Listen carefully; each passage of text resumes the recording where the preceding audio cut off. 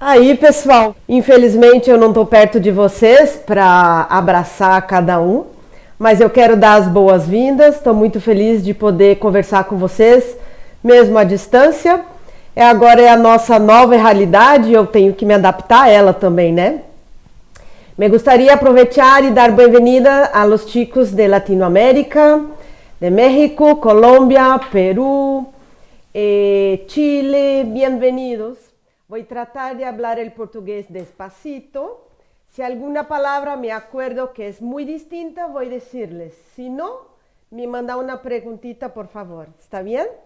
Así que va a ser en portugués. Si gustan la charla y si juntan gente, puede ser que hacemos una en español também. Tá bem? Um besito a todos. Bom, pessoal, vamos começar então. Eu vou falar devagar, porque nós temos convidados de outros países. E o tema de hoje, então, vai ser o impacto dos instrumentais cirúrgicos na segurança do paciente. Esse é um assunto que vai tratar de mexer com o Alzheimer de todo mundo, né?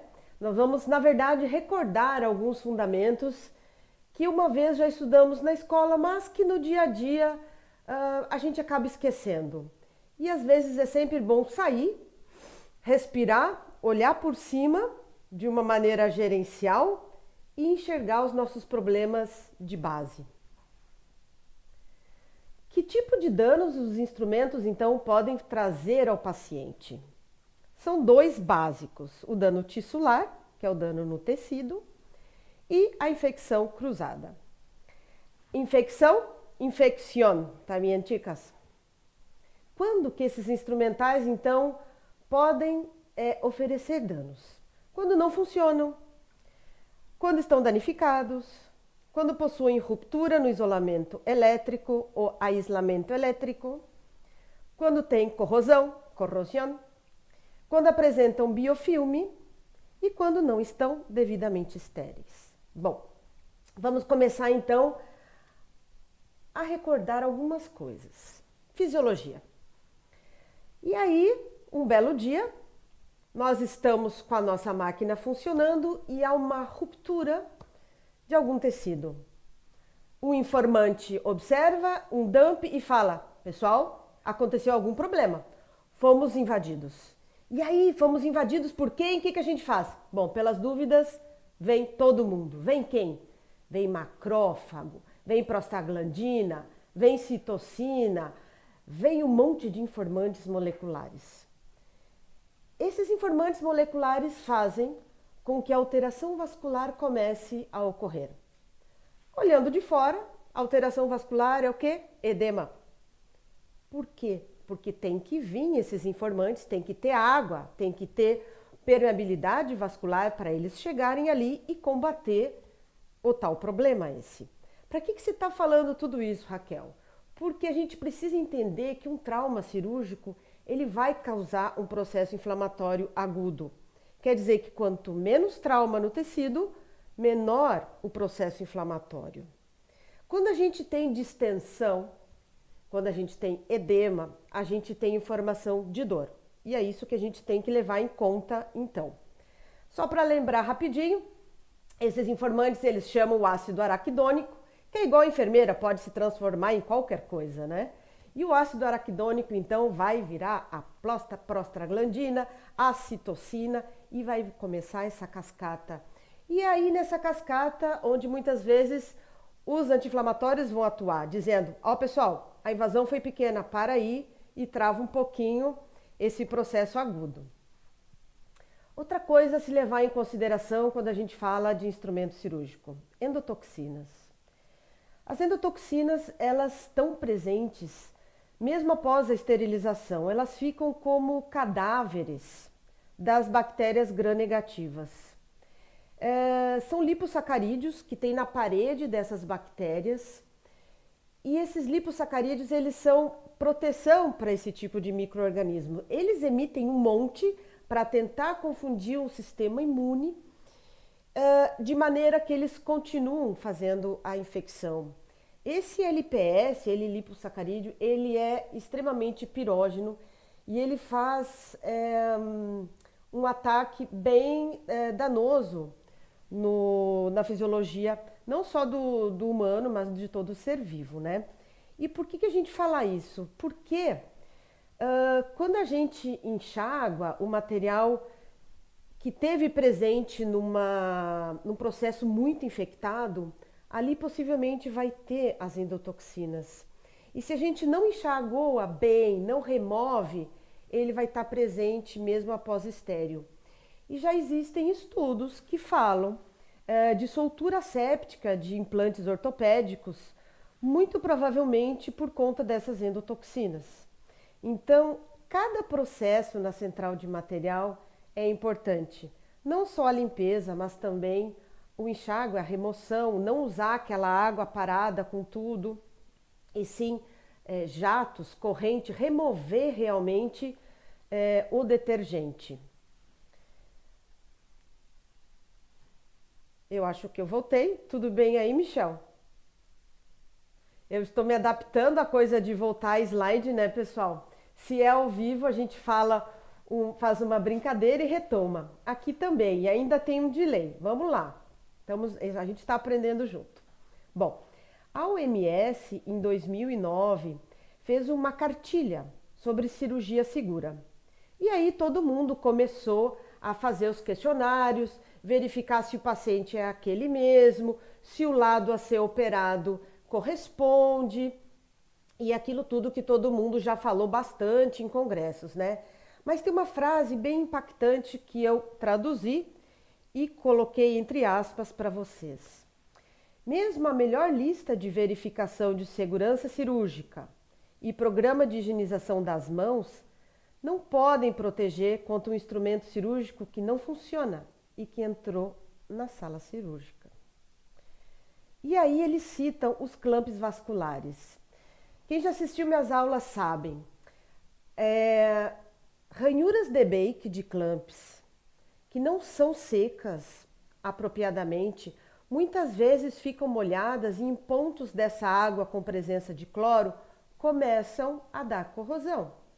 Essa corrosão abre o espaço para agregar o biofilme e nesse biofilme vão estar ali junto esses micro-organismos.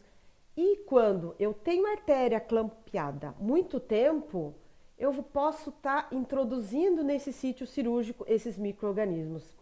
E antes que eu me esqueça, as gram-negativas, então, para a gente recordar, por exemplo, Pseudomonas, Klebsiella, alguns micro-organismos bem patogênicos. Também tem um estudo que vocês devem estar vendo aí no link, feito por um japonês, que tentou identificar quais são os defeitos dos instrumentos cirúrgicos mais recorrentes que existem no dia a dia. E quando a gente lê esse trabalho, é impressionante, porque as respostas dos entrevistados não têm muito a ver com o dano do instrumental. Eles prestam atenção no nervoso do cirurgião, no que aconteceu, no que causou, o que aconteceu dentro do paciente, mas não se detém ao detalhe do instrumental cirúrgico. Outro problema que a gente tem agora, já desde muito tempo, é a falta de isolamento nas pinças laparoscópicas. Essa foto fala muito, né? Não sei se vocês conseguem visualizar, mas é um gancho fazendo dissecção da vesícula. Dá para ver o fígado ali atrás. E onde tem esse círculo em amarelo é onde tem uma fuga de corrente no meio da haste deste gancho e está queimando o intestino. Vocês já perceberam que algumas pinças de laparoscopia, depois da primeira ciclo de autoclave, elas encurtam a peça de isolamento? Parece aquelas roupas que a gente compra barato e coloca na máquina e ela encolhe. E aí a pessoa fala, meu Deus, engordei 20 quilos e a roupa encurtou, né? Tá faltando. Não, o pano era ruim e encolheu. Isso acontece com as pinças laparoscópicas de má qualidade. E esses espaços que ficam, eles podem passar corrente. Pode, além de dar choque no cirurgião, fazer o que ele está fazendo aqui. Olha o risco que é fazer essa necrose no tecido intestinal. Então, antes de ir para a sala cirúrgica, todo material que vai corrente monopolar e bipolar deveria ser testado para ver se está isolado.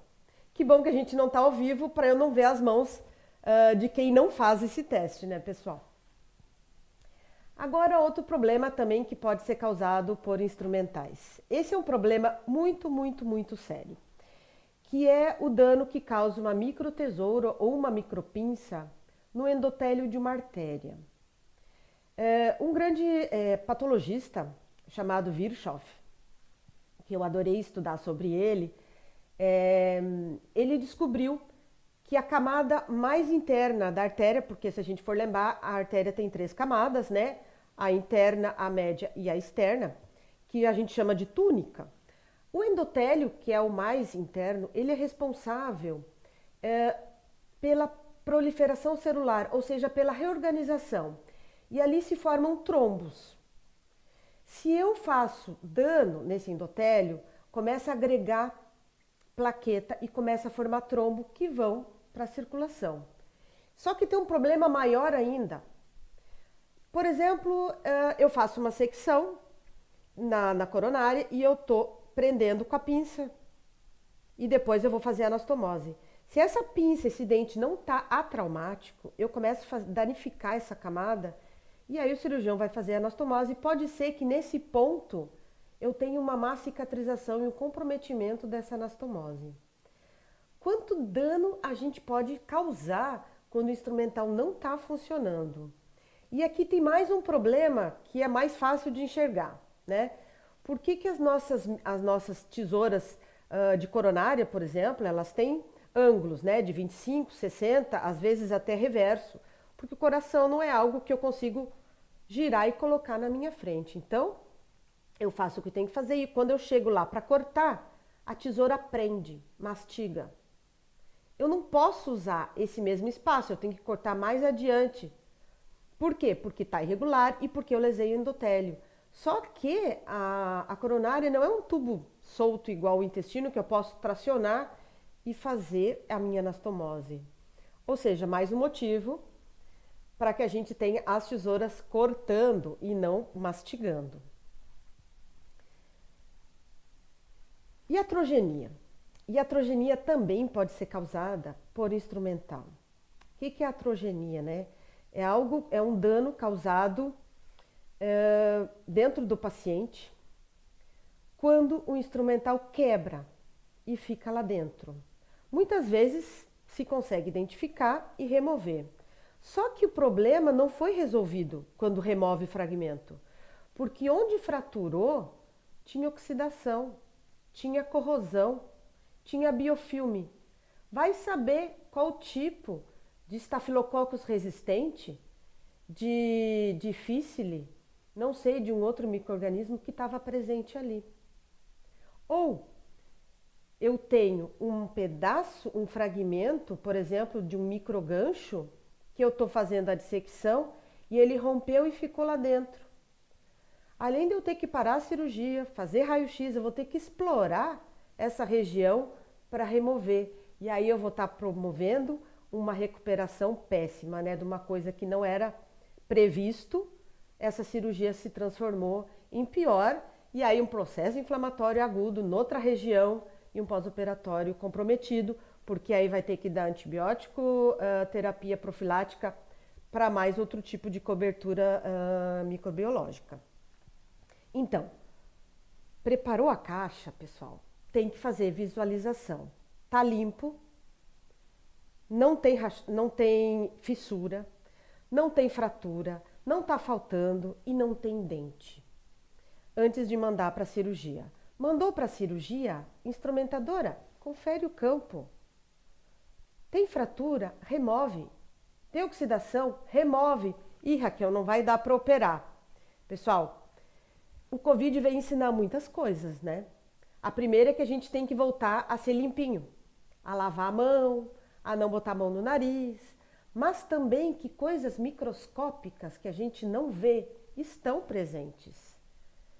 E aí, se eu tenho um instrumental que eu estou vendo oxidado, eu sei que aquilo ali está comprometendo o paciente. Então, não é para estar ali. Se o hospital se dispõe a ter cirurgia, ele tem que ser responsável em ter instrumental suficiente e funcionando para ter essa cirurgia. Que mais, né? Continuando esse assunto, lesão traumática. Há pouco tempo, ano de 2018, a Sociedade de Neuro publicou, né, uma determinação, uma orientação, que quando for aspirar, sim ou sim, usem cotonoide, ou seja, protege o aspirador para não fazer biópsia. Gente, é um absurdo, né? Um Frazier e um Ferguson ter dente na ponta. Agora, eles colocam até a foto no trabalho, que está citado aí a fonte, mas eles não viram como é que está dentro, né, pessoal? Se a gente for colocar uma microcâmera lá dentro, possivelmente tenha DNA de muitas famílias, né? Além de dente. Então, pessoal, material que vai para neuro não pode ter as pontas agudas, precisa estar rombo, precisa estar íntegro. Também causa lesão traumática os materiais ortopédicos. Ah, mas osso, né, Raquel? Osso é uma coisa dura. Pessoal, osso não dói. Osso tem um revestimento, que é o periósteo, por onde chegam os nervos e os vasos sanguíneos. Quando eu tenho uma distensão em todos os órgãos internos, eu tenho dor. Quando nós rompemos o periósteo, processo agudo, edema, dor. Então, quando eu tenho um descolador com dente, eu vou causar trauma no paciente. E o paciente é quem vai sofrer, não vai ser o cirurgião. Agora, se eu não tenho um instrumento adequado na mesa, ele vai usar o que tiver. Por exemplo, esse dente de rato com o dente torto. Não tem tecido humano que entorte um aço inox. Isso dali é causado com outro aço. Possivelmente para fazer uma cerclagem que não tinha um alicate ou um porta-agulha próprio. Outro assunto trágico, broca cega, lâmina cega. A los amigos de Latinoamérica, broca ciega, es decir, sin filo, que não cortam, tá bem? Essa broca cega é um problema muito, muito grave. Esse trabalho que está descrito aí fala sobre um trajeto falso que a broca provoca nas cirurgias de ligamento, aí no joelho, e perfura a artéria poplítea. Olha que estresse no meio da cirurgia de um ligamento ter rompido essa artéria que jorra litros de sangue por segundo. Por que faz trajeto cego? Porque o cirurgião vai tentar perfurar, vai rodar em falso, vai botar força e vai fazer o caminho onde ela achar mais fácil. Pessoal, isso acontece com broca de trépano, com lâmina de ortopedia que não tem fio, e aí querem que a central de material faça milagre, né? E aí a gente recebe reclamação da engenharia, pessoal, o motor não está funcionando. Gente, broca e lâmina precisam ser trocadas. Inclusive tem algumas que são descartáveis. Ah, mas custa caro, pessoal, tudo custa caro. Oxigênio custa caro, anestésico, fio de sutura, tudo custa caro. Por que a central continua tendo que ser o local econômico? A central produz, ela faz parte da receita cirúrgica.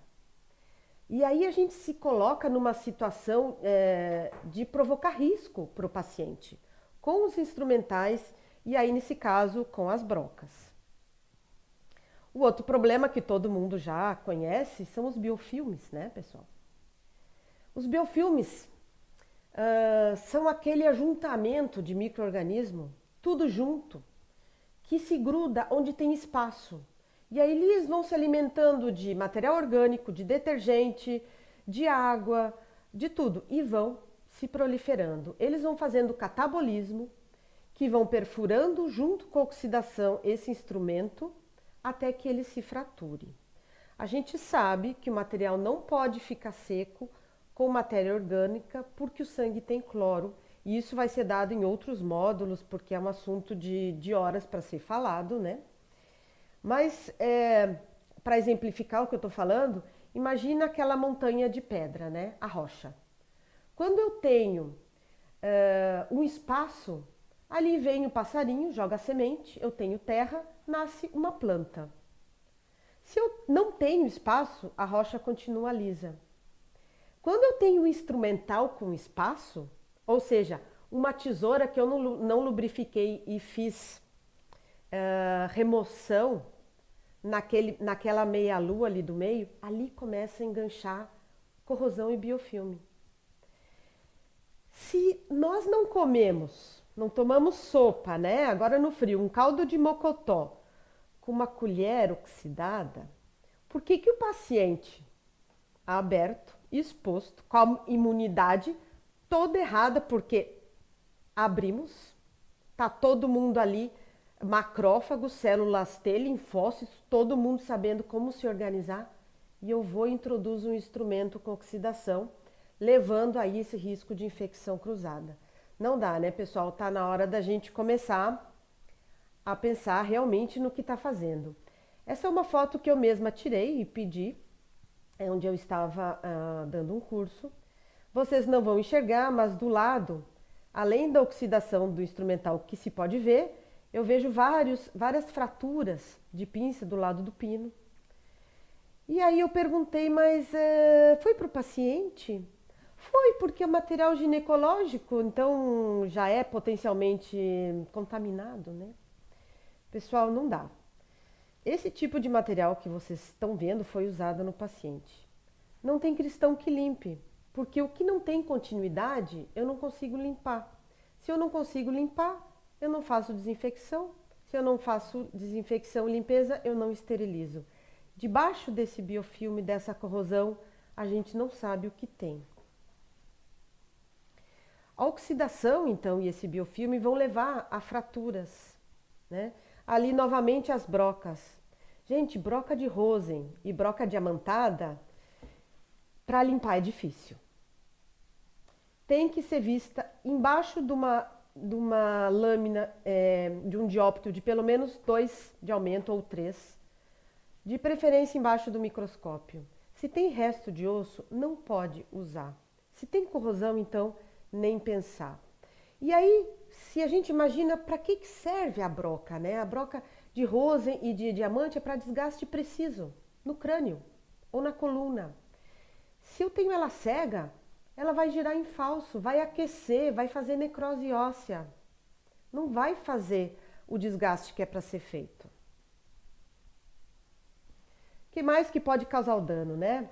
Materiais cromados, não aceitem. Algumas curetas chegam da fábrica, a gente recebe, remove o plástico e elas já estão com a ponta que parece descascando. Eu não sei, tenho a impressão que isso é feito de latão ou qualquer coisa e depois dão um banho de cromo. É crime, né? Porque isso dali não tem como limpar embaixo, vai cair microfragmentos dentro do paciente, quando não são fragmentos mesmo, e embaixo vai estar o biofilme. Então, bem condenado. Outro assunto bem complexo, né, são as marcações por cores. Eu sei que em alguns serviços isso é necessário muitas vezes, a gente entende, mas cuidado.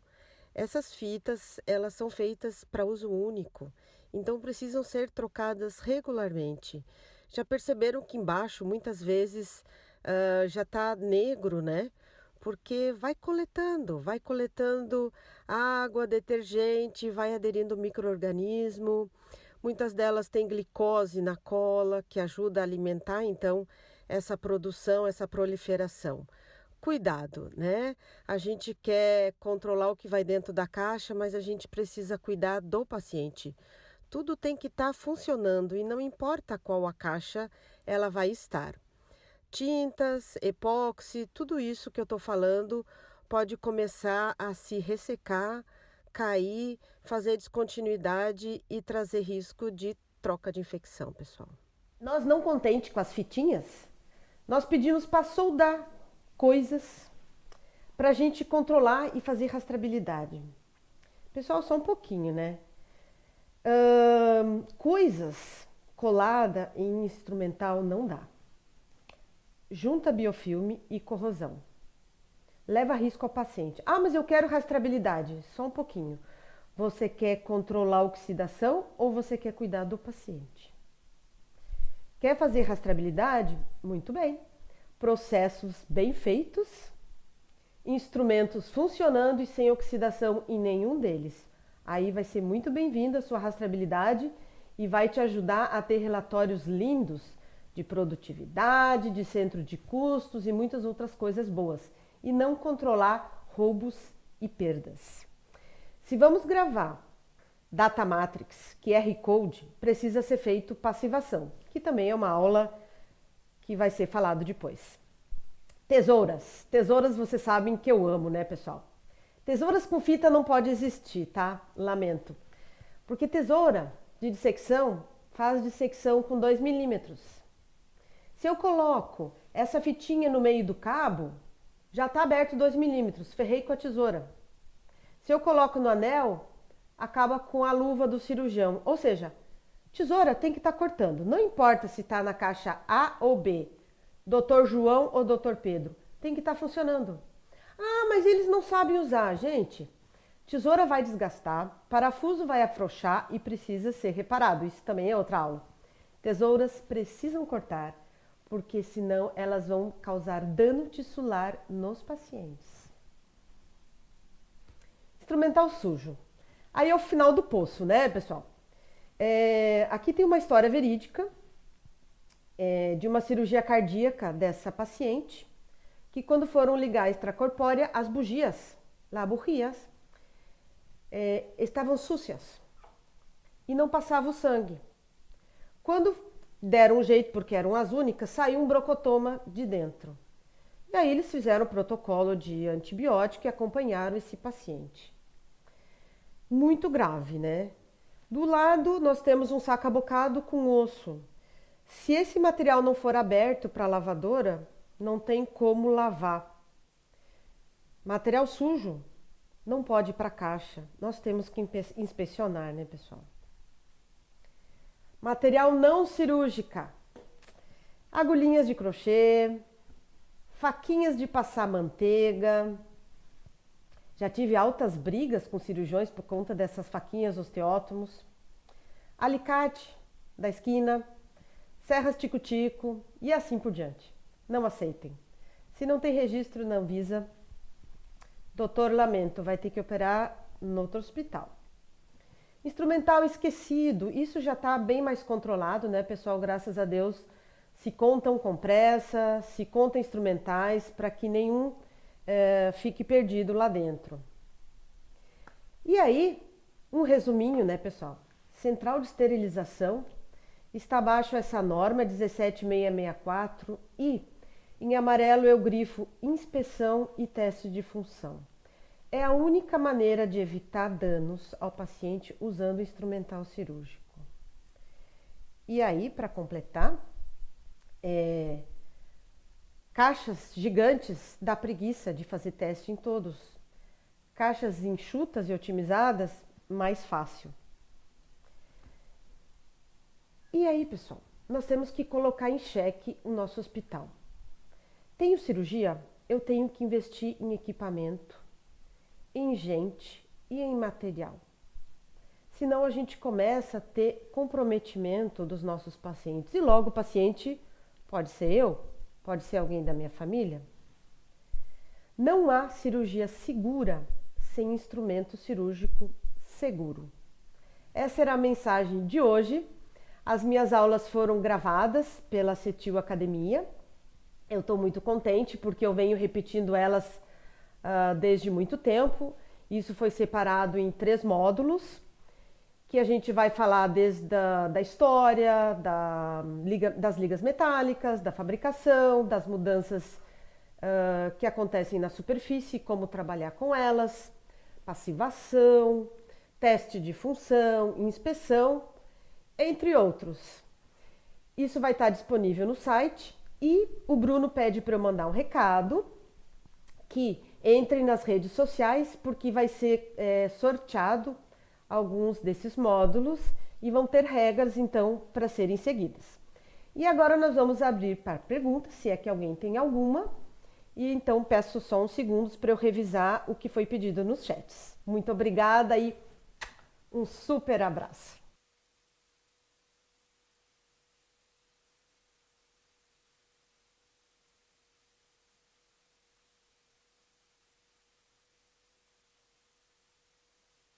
Oi, pessoal. Tem uma pergunta interessante aqui. Me perguntam quantas vezes pode ser usado a broca e como que eu sei que ela está funcionando bem. Bom, todo fabricante deve te dar orientação de como cuidar, e como testar.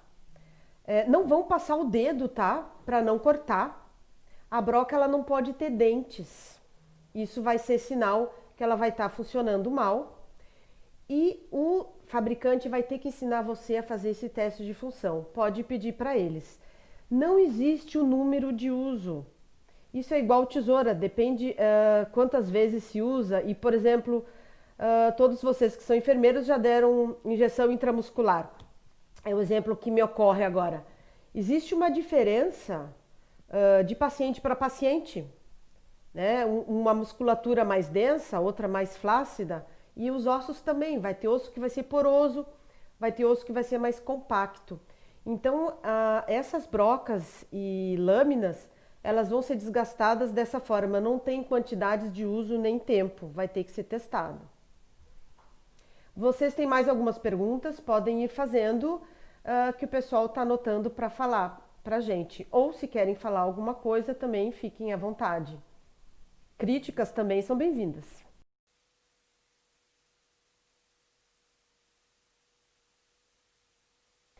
Uma pergunta, né? E a gente só tem uma caixa de ortopedia que está toda com problema e não tem outro. O que que eu faço? Você documenta, você tira foto, você leva para CCIH, trabalha com colegas, trabalha com equipe. Sozinhos a gente não consegue nada. E aí vocês vão montar uma argumentação para o hospital para adquirir esse material para que você tenha dois. Quem tem um, não tem nenhum, infelizmente. E essa coisa de não ter material funcionando e começar a abrir caixa uma atrás da outra até encontrar algo que sirva, sai mais caro, porque você vai gastar com luz, com detergente, com pacote, com gente fazendo, reprocessando esse material.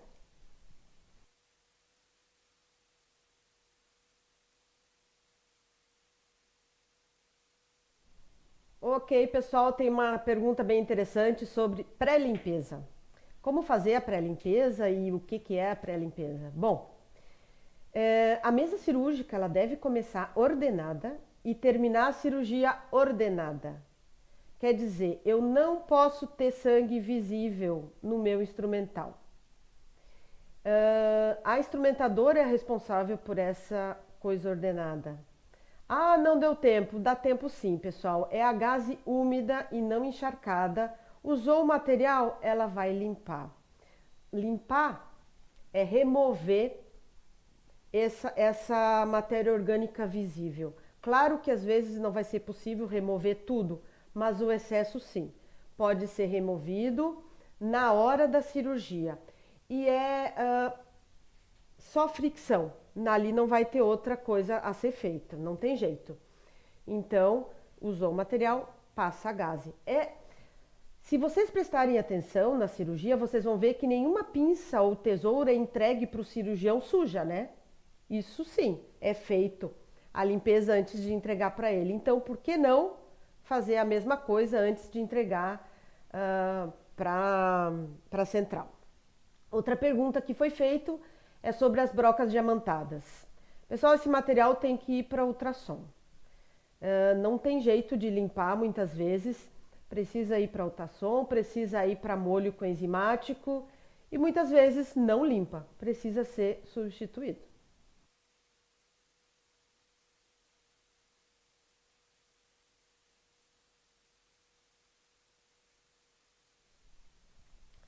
Aquele tema que é bem gostoso, né, pessoal? Fresa flexível, inspeção e limpeza. Além das fresas flexíveis, material ortopédico. Material consignado em geral, né, pessoal? Material shaver. Esse material canulado, ele precisa ser inspecionado? Sim, precisa. Como? Com microcâmera. Já está disponível no mercado. Já baixaram os preços. Já tem várias marcas. E esse material precisa ser inspecionado para não ter troca de informação de um paciente para o outro. E só recebam material de fora limpo e desinfetado, tá, pessoal? Porque a endotoxina tá ali e muitas vezes outros micro-organismos também.